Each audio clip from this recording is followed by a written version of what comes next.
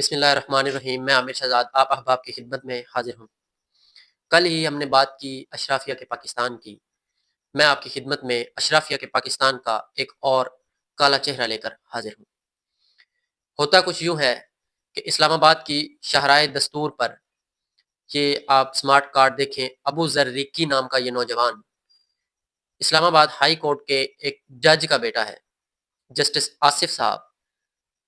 یہ جو جج صاحب ہیں یہ 25ویں اور 26ویں آئینی ترمیم کے بینیفیشری ہیں، اور یہ بلوچستان میں جج تھے۔ انہیں اب 25ویں اور 26ویں آئینی ترمیم کے بعد اسلام آباد ہائی کورٹ میں لایا گیا ہے۔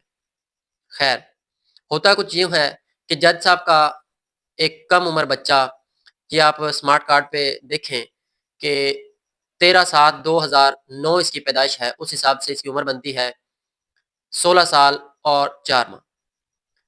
مطلب یہ بچہ ابھی نیشنل آئیڈینٹی کارڈ کا ہولڈر بھی نہیں ہے۔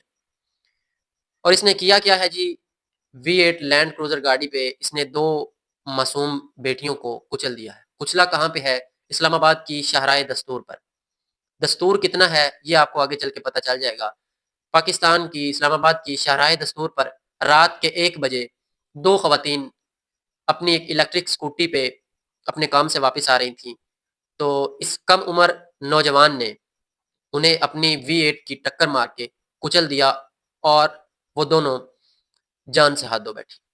اب جو اشرافیہ کا پاکستان ہے، وہاں قانون صرف میرے اور آپ جیسے اور مڈل اور لوور مڈل کلاس کے شخص کے لیے ہے۔ جو اشرافیہ ہے ان کے لیے ہمارے ملک میں قانون نہیں ہے۔ موقع پہ ایک خاتون جاں بحق ہو گئی اور دوسری شدید زخمی تھی کہ جج صاحب موقع پہ پہنچ گئے۔ انہوں نے کیا کچھ یوں کہ انہوں نے بجائے اس کے کہ ایمبولینس کو بلاتے، اپنی اتھارٹیز کو یوز کرتے کہ آپ اس ملک کے دارالحکومت کے ہائی کورٹ کے جج ہیں، آپ کے بیٹے نے 2 معصوم لڑکیوں کو کچل دیا ہے، بجائے اس کے کہ وہ ایمبولینس کو بلاتے اور جو زخموں کی کشمکش میں تھی لڑکی، اس کا کچھ فرسٹ ایڈ کا انتظام کرواتے، مگر جج صاحب کو یہ چیز ضروری نہیں لگی اور انہوں نے اپنے بیٹے کو موقع سے فرار کروا دیا۔ اور پھر جب پولیس موقع پہ پہنچی، فرار کروانے سے پہلے اور جج صاحب کے پہنچنے سے پہلے موقع پر پولیس پہنچی، تو اس نوجوان نے پولیس کو گالیاں بھی دیں اور دھمکیاں لگائیں کہ میں جسٹس آصف کا بیٹا ہوں، میں آپ کی وردی اتروا دوں گا۔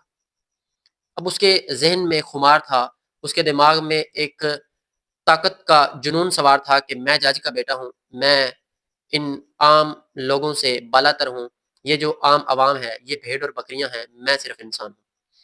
اس کے ذہن پر وہ طاقت کا ایک نشہ سوار تھا۔ اس نے پولیس کو بھی گالیاں دی اور دھمکیاں لگائیں۔ اس کے بعد جج صاحب نے اپنے بیٹے کو موقع سے فرار کروا دیا اور گھر بھیج دیا۔ اس کے بعد قانونی کارروائی کا عمل شروع ہوتا ہے۔ اب جو اس حوالے سے بنتی تو تھی جو دفعہ ہے 320 کہ حادثے میں قتل کر دیا گیا، جس کی سزا 10 سال ہے، مگر وہ جج صاحب نے FIR بھی کمزور کروا دی اپنے اثر و رسوخ کو استعمال کرتے ہوئے۔ بہرحال جج صاحب کا بیٹا یہ جو ابو ذر ریکی ہے یہ گرفتار ہو گیا ہے۔ اسے جب عدالت میں پروسیڈنگز ہوئیں، اس کو پیش کیا گیا آج، تو اس میں 4 روزہ ریمانڈ ملا ہے۔ اب سوال یہ ہے کہ میرے اور آپ کے اور اس ملک کے عام عوام کے کسی بھی شخص کے لیے ابھی جو موجودہ حالات ہیں، کم عمر بچوں کے لیے بڑے ہی مشکل حالات ہیں۔ یہ بری چیز نہیں ہے، اچھی چیز ہے، کم عمر بچوں کو آپ وہیکلز ڈرائیو کرنے کے لیے نہ دیں۔ تو اب سوال یہ ہے کہ آپ کا اور میرا اور اس وطن عزیز کا کوئی بھی مڈل کلاس کا بچہ اگر موٹر سائیکل پر بھی دکھائی دیتا ہے تو اسے گرفتار بھی کیا جاتا ہے، اس کے خلاف چلان بھی کیا جاتا ہے، اور اس کے پیرنٹس کے خلاف بھی جو قانونی کارروائی کی جاتی ہے۔ یہ ہماری جو CM صاحبہ ہیں پنجاب کی، انہوں نے ایک بڑا اچھا قانون متعارف کرایا ہے کہ کم عمر بچوں کو وہیکل ڈرائیو نہیں کرنی چاہیے۔ لیکن آپ دیکھیں کہ V8 لینڈ کروزر V8 جو بہت بڑی گاڑی ہے، اس میں ایک سوال یہ بھی نکلتا ہے کہ وہ جج صاحب کے پاس وہ لینڈ کروزر کہاں سے آئی؟ وہ 14-15 کروڑ روپے کی گاڑی ہے۔ جج صاحب کی کوئی کل ملا کے تنخواہ 10 لاکھ کے ارد گرد گھومتی ہے، ان کی تو ساری زندگی کی تنخواہ اتنی نہیں بنتی جتنے کی ایک گاڑی ہے۔ چلیں وہ ایک سائڈ پہ رکھیں، وہ کرپشن کے باب تو کھولنے لگ پڑیں گے تو وقت کم پڑ جائے گا۔ گھنٹوں بھی اگر ہم گفتگو کرتے رہیں کرپشن پہ تو پاکستان کے اندر جو کرپشن ہوتی ہے اس کو سمیٹنا پاسبل ہی نہیں ہے، اس قدر کرپشن ہے۔ وہ ایک سائڈ پہ رکھ دیں۔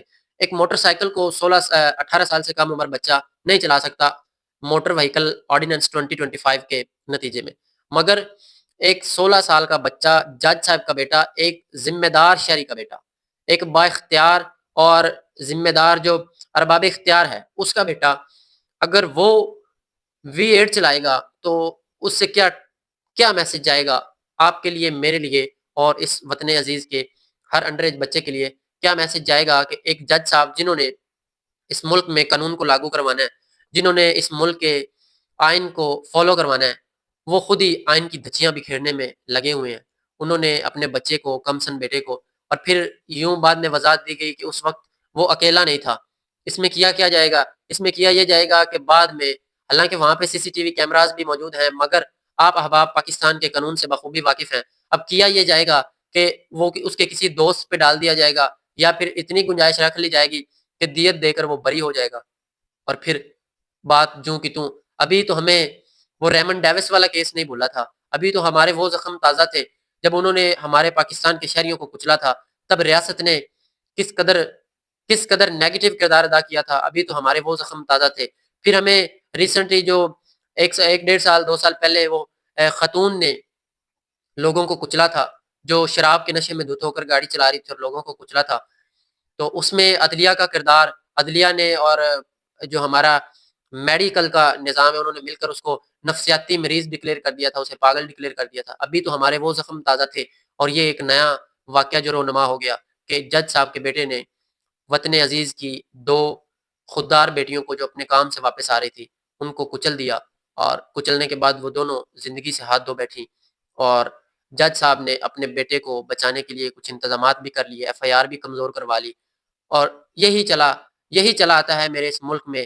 میرے اس ملک میں دستور کے ساتھ یہی ہوتا آیا ہے، میرے اس وطن عزیز میں، میری اس ارض پاک میں آئین کی اسی انداز میں دھچیاں بکھیری گئی ہیں اور بکھیری جا رہی ہیں، اور جو حالات ہیں، جو بیوروکریسی کے معاملات ہیں، نظر بھی یہی آتا ہے کہ میرے ملک کے آئین کے ساتھ یہی کچھ ہوتا رہے گا۔ یوں لگتا ہے جیسے میرے ملک کا آئین بنا ہی کھلواڑ ہونے کے لیے تھا۔